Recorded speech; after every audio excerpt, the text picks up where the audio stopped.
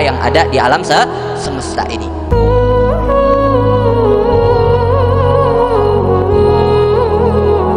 Wa kana sallallahu alaihi wasallam yaqul, dan juga Nabi sallallahu alaihi wasallam bersabda, ana asbahun nas bi Adam sallallahu alaihi wasallam, aku ini adalah manusia yang paling mirip dengan Nabi Allah Adam.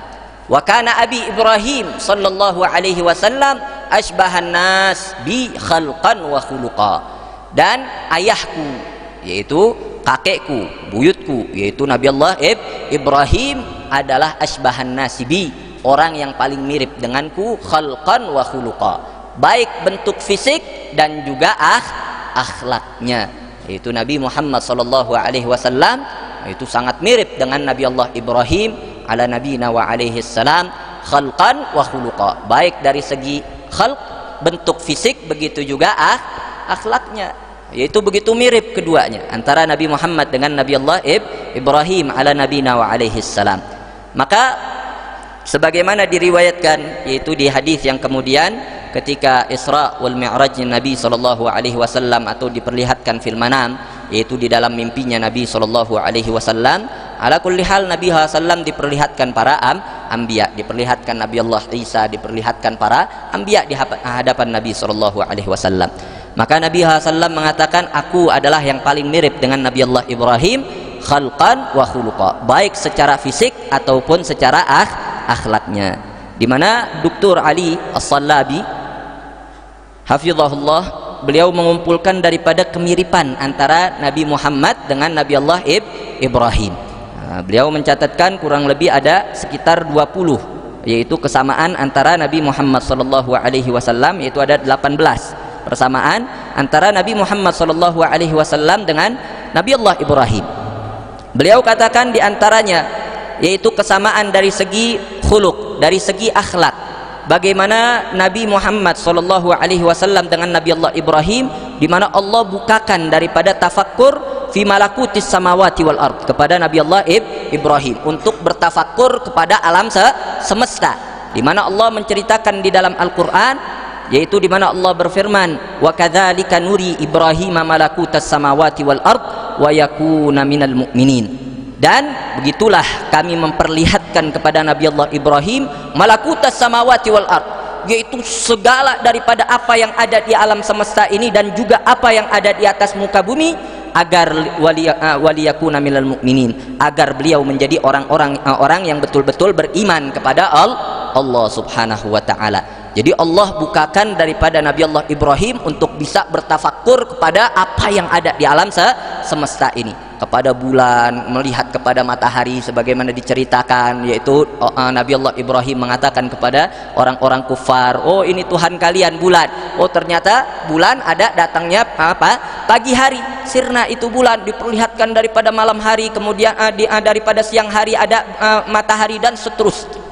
Maka Allah subhanahu wa ta'ala menjadikan daripada alam semesta ini adalah bentuk tafakkur untuk Nabi Allah Ibrahim. Begitu juga kepada Sayyidina Muhammad sallallahu alaihi wasallam, yaitu khususnya ketika beliau Nabi sedang di gua Hira.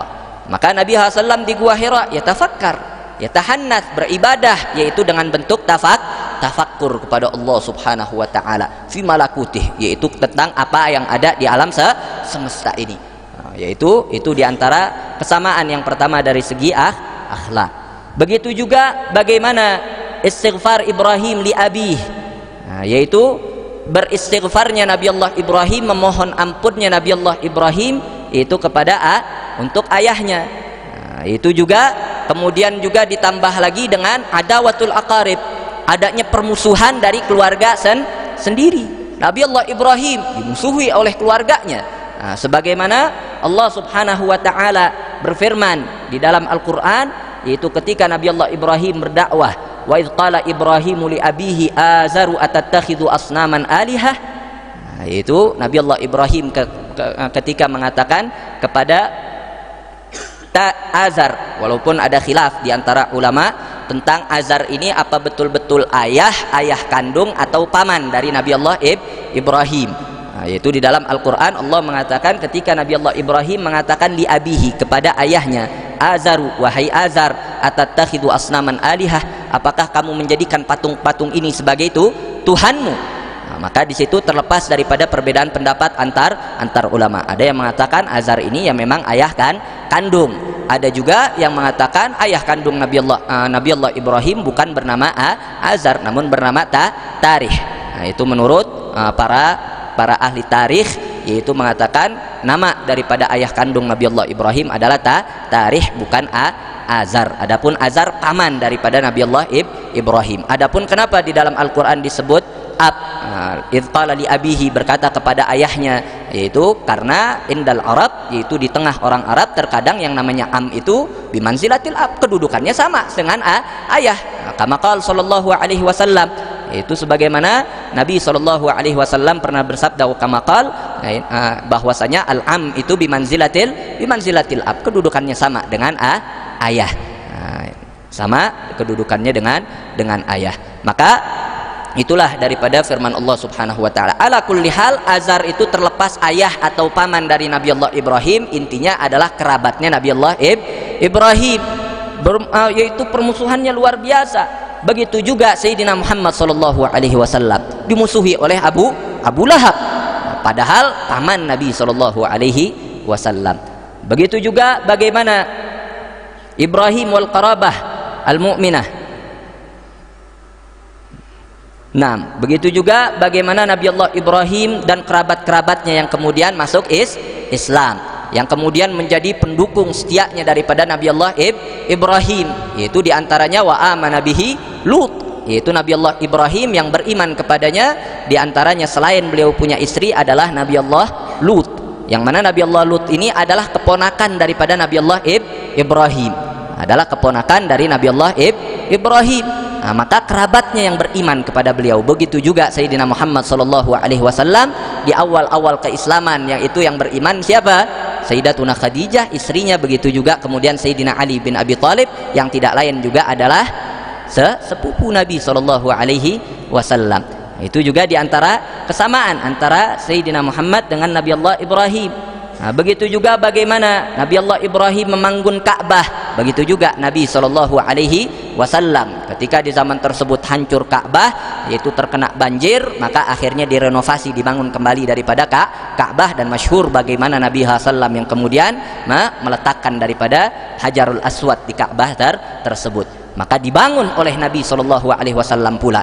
Maka juga Nabi sallallahu alaihi wasallam yang membersihkan kemudian Ka'bah setelah Fathu Makkah, yaitu daripada arjas jahiliyah, daripada kotorannya orang-orang jahiliyah yang dulunya mereka telanjang, yaitu di dalam tawafnya kemudian dilarang oleh Nabi sallallahu alaihi wasallam. Bahkan dilarang orang-orang musyrik kemudian untuk menginjakkan kakinya ke dalam Masjidil Haram, bahkan ke haram Makkah sekalipun. Yaitu setelah kejadian, yaitu sebelum Hajjatul Wada, yaitu di tahun 9 Hijriyah, yaitu sebelum terjadinya Hajjatul Wada, dilarang siapapun untuk orang-orang musyrik memasuki haram Makkah ataupun untuk melakukan ibadah di sekitaran Ka'bah. Maka disucikan kembali daripada Ka'bah tersebut juga oleh Sayyidina Muhammad sallallahu alaihi wasallam.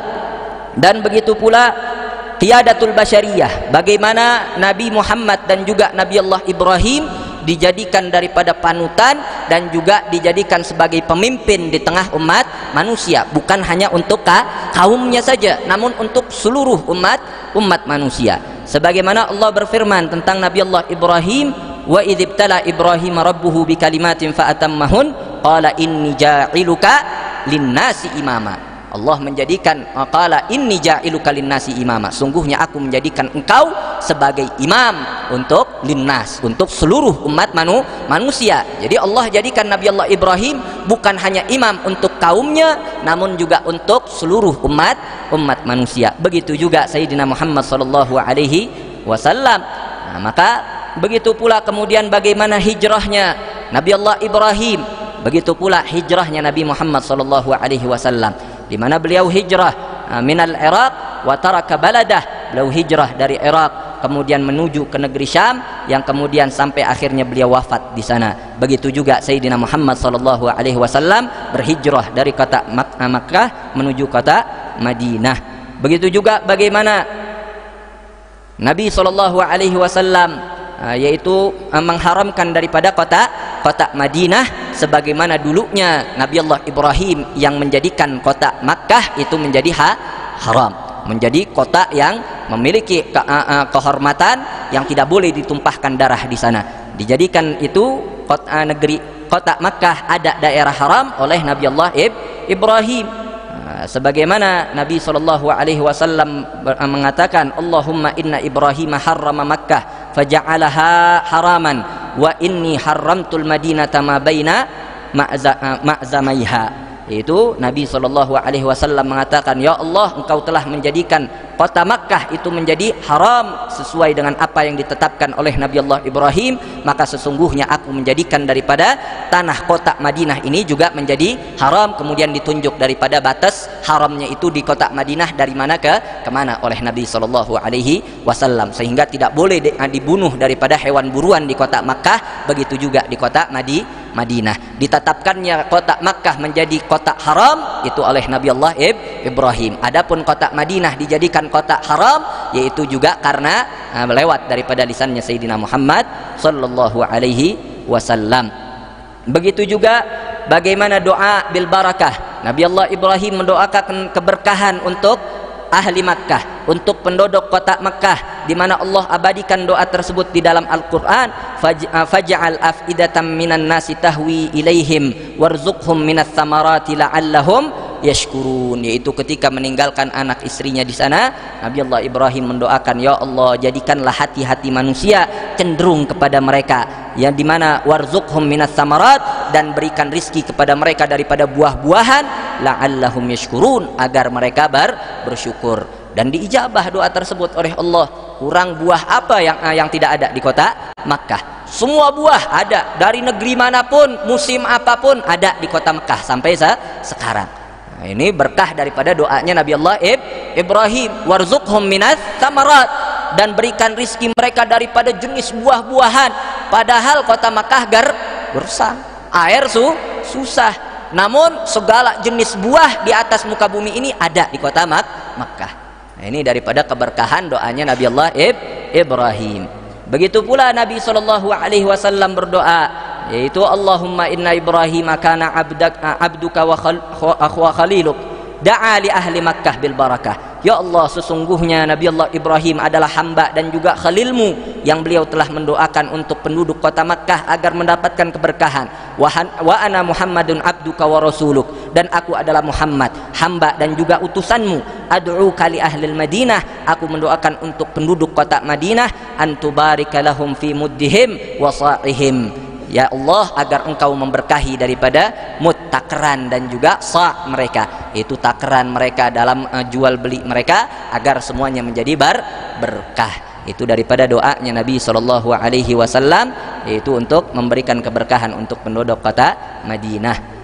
Dan juga bagaimana Allah Subhanahu wa ta'ala menjaga kedua nabi tersebut, yaitu ketika kaumnya Nabi Allah Ibrahim ingin membunuh beliau, dengan dilemparkan, masukkan ke dalam api, maka Allah selamatkan beliau. Begitu juga Nabi Muhammad SAW diselamatkan daripada perbuatan makar daripada orang-orang kafir.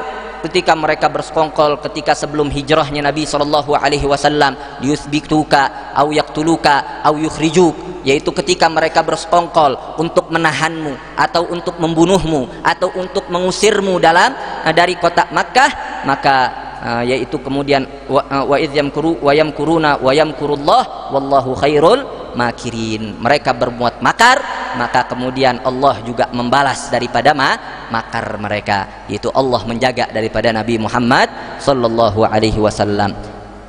Kemudian juga bagaimana menunjukkan bagaimana fatah afaqit tasaul antara Nabi Muhammad dan juga Nabi Allah Ibrahim, membuka yaitu ranah untuk diskusi dengan umatnya, membuka ranah diskusi dengan umat yang begitu luar biasa, yang dimana Nabi Allah Ibrahim ala nabiyina wa alaihi salam itu ketika ditanya,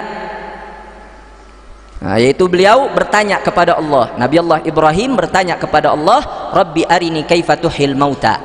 Yaitu beliau bertanya kepada Allah, meminta kepada Allah, ya Allah arini kaifa tuhil mauta, ya Allah tunjukkan kepadamu bagaimana engkau menghidupkan daripada sesuatu yang sudah mati. Itu Allah menceritakan bahwasanya kita ini nanti akan mati, kemudian nanti akan dibangkitkan kembali oleh Allah Subhanahu wa taala. Maka apa pernah di antara kita ada yang lihat orang mati kemudian dihidupin lagi? Enggak pernah. Maka Nabi Allah Ibrahim bertanya langsung kepada Allah Subhanahu wa taala, Rabbi arini kaifa tuhil mauta, ya Allah perlihatkan kepadaku bagaimana engkau menghidupkan kembali sesuatu yang sudah mati. Qala awalam tu'min. Maka Allah Subhanahu wa taala kemudian bertanya balik kepada Nabi Allah Ibrahim, qala awalam tu'min, apakah kamu belum beriman wahai Ibrahim? Apa kamu belum yakin akan hal tersebut wahai Ibrahim? Qala bala walakin liyatma'inna qalbi. Beliau mengatakan, tentu ya Allah, aku beriman, yakin akan hal tersebut, namun hal tersebut aku minta liyatma'inna qalbi, agar hatiku ini lebih tenang, lebih tentram. Itulah daripada pertanyaan Nabi Allah Ibrahim, itu meminta kepada Allah untuk diperlihatkan bagaimana menciptakan, menghidupkan kembali daripada suatu yang sudah mati. Nah, ini Nabi Allah Ibrahim bertanya, yaitu berdiskusi secara terbuka kepada Allah Subhanahu wa taala, yaitu tentang sesuatu yang kelihatannya seperti sesuatu yang sangat sensitif, meminta kepada Allah bagaimana cara menghidupkan sesuatu yang sudah mati. Begitu juga Nabi Muhammad SAW ketika ditanya oleh seseorang yang datang kepada Nabi SAW, dan orang ini mengatakan, inni sa'iluka famusyaddidun alaika fil mas'alah fala tajid aliyya fi nafsik. Wahai Muhammad, sungguhnya aku ingin bertanya kepadamu, famusyaddidun alaik, dan pertanyaanku ini agak keras kepadamu, maka fala tajid fi nafsik alayya fi nafsik, maka jangan kamu ambil hati daripada apa yang akan aku utarakan ini. Maka Nabi SAW mengatakan, salma badalak, tanyakanlah apa-apa yang ada pada dirimu daripada pertanyaan. Ini menunjukkan kelapangan hati dari Nabi Muhammad SAW untuk diskusi terbuka, walaupun di situ agak keras daripada pertanyaannya, maka di situ dibuka daripada pintu diskusi antara Nabi Muhammad SAW, begitu juga Nabi Allah Ibrahim ala nabiyina wa alaihi wassalam. Begitu juga bagaimana keduanya, yaitu mengucapkan hasbunallah wa ni'mal wakil. Nabi Allah Ibrahim ketika akan dilemparkan ke dalam api, maka di situ turun malaikat Jibril menawarkan daripada bantuan kepada Nabi Allah Ibrahim. Maka apa kata Nabi Allah Ibrahim? Amma ilaika fala, adapun kalau minta bantuan kepadamu hai Jibril, tidak, namun hasbiyallah wa ni'mal wakil, cukup bagiku Allah, dan Allah lah sebaik-baik pelindungku, nggak perlu daripada selain Allah Subhanahu wa taala. Begitu juga Nabi Muhammad SAW dan para sahabat yang begitu beriman kepada Allah, yaitu ketika diutarakan ketika akan saat perang Uhud, yaitu ketika dikabarkan bahwasanya orang-orang kufar sudah mengumpulkan mereka punya pasukan, fakhsyauhum, takutlah kalian kepada mereka, maka justru fazadahum imana, justru hal tersebut menambahkan keimanan mereka, dan mereka para sahabat dan Nabi mengucapkan hasbunallahu wa ni'mal wakil, cukup bagi kami Allah, dan Allah sebaik-baiknya pelindung untuk kami. Maka itu diantara juga kesamaan daripada Nabi Allah Ibrahim dengan Sayyidina Muhammad SAW. Dan juga diantaranya tadi kesamaan dari segi fisik antara Sayyidina Muhammad dengan Sayyidina Ibrahim ala nabiyina wa alaihi wassalam. Maka saking banyaknya persamaan antara Nabi Muhammad dengan Nabi Allah Ibrahim, sampai-sampai diriwayatkan bahwasanya Sayyidatuna Aisyah radhiyallahu taala anha tahlif hinan bi Rabbi Ibrahim wa hinan bi Rabbi Muhammad. Sayyidatuna Aisyah terkadang suka melontarkan sumpah dengan ungkapan wa Rabbi Muhammad, demi Tuhannya Muhammad, dan terkadang Sayyidatuna Aisyah menyampaikan sumpah dengan ungkapan wa Rabbi Ibrahim, demi Tuhannya Ibrahim, di mana diriwayatkan bahwasanya Nabi SAW mengatakan kepada Sayyidatuna Aisyah radhiyallahu taala anha wa ardhaha, bahwasanya inni la a'rif ghadabaki wa ridaki. Nabi SAW mengatakan kepada Sayyidatuna Aisyah, wahai Aisyah, sungguhnya aku tahu kapan kamu itu ridho kepadaku, lagi nggak marah, dan kapan kamu lagi marah sama saya, kata Nabi SAW. Maka Sayyidatuna Aisyah mengatakan, wa kaifa ta'rifu dzalik ya Rasulullah, bagaimana engkau tahu itu wahai Rasulullah, kapan engkau tahu aku lagi ngambek, kapan enggak ngambek? Nah, maka faqal, Nabi SAW mengatakan, innaki idza kunti radiyah qulti bala wa rabbi Muhammad, kalau engkau lagi ridha engkau mengatakan tentu demi Tuhannya Muhammad. Namun wa idza kunti sakhitah, kalau engkau lagi ngambek, lagi marah, engkau mengatakannya la wa rabbi Ibrahim, tidak demi Tuhannya Ibrahim. Nah, jadi kalau lagi ngambek nggak mau nyebut nama Muhammad, yang disebut nama Nabi Allah Ibrahim. Maka Sayyidatuna Aisyah mengatakan, ajal, tentu, lastu wahajir illasmak, kalau lagi ngambek aku nggak mau nyebut namamu. Nah, ini antara Nabi SAW dengan Sayyidatuna Aisyah. Nah, jadi yang namanya antara istri dengan suami, ya, hal-hal yang seperti itu hal yang lumrah. Nah, maka jadi laki-laki harus wajib sabar. Ini antara Nabi SAW saja dengan Sayyidatuna Aisyah, ada yang seperti itunya. Kadang istrinya ngambek, maka jangan jadi laki-laki ikut ngambek juga, ikut marah-marah juga. Nggak benar keluarga yang seperti itu. Khairukum li ahli, sebaik-baiknya kalian adalah yang terbaik dengan keluarganya, yang terbaik dengan istrinya. Wa ana khairukum li ahli, dan aku adalah yang terbaik yaitu dalam muamalah dengan keluargaku.